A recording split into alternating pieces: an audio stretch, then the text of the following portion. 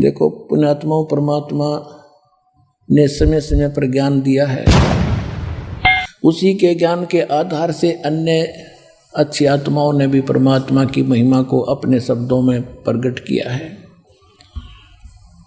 और जब तक हम भक्ति सत्संग नहीं सुनते, सद्गुरु प्राप्त नहीं होते, हम अपना जीवन नाश कर जाते हैं।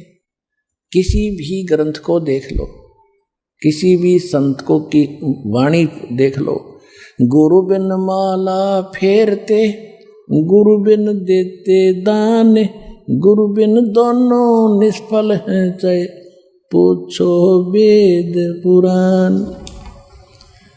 फिर कहते हैं भेड़ पूछ को पंडित पकड़े, भादो नदी बिहंगा, गरीब दास वो भवजल डूबे, जान नहीं साध सत्संगा।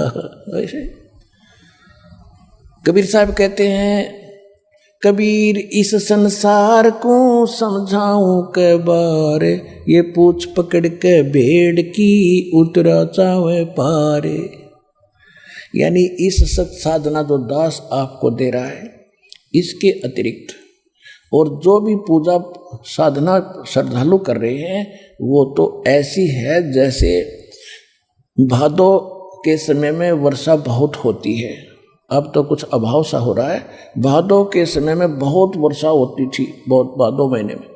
और छोटी मोटी दरियाएं भी, दरिया जो है वो फुल स्विंग पर चलती थी, फुल होकर चलती थी, ऐसे लहर पड़ती हुई चलती थी उसमें।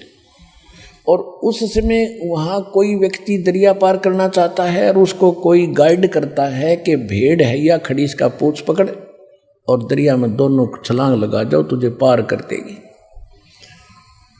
तो अन्य जो साधनाएं हैं, ऐसा मार्ग है, ऐसा साधन है भवसागर से पार होने के लिए।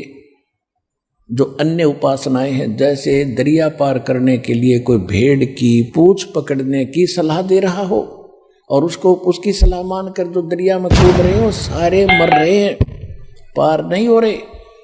इसी प्रकार कह रहे हैं कि सतगुरु भेड़ पूंछ को पंडित पकड़े, ये भादो नदी बिहंगा, और गरीब दास वह भवजल डूबे, जहाँ नहीं साध सत्संगा। गरीबदास जी कहते हैं कि कोट ग्रंथ का यही अर्थ है, करो साध सत्संग रे।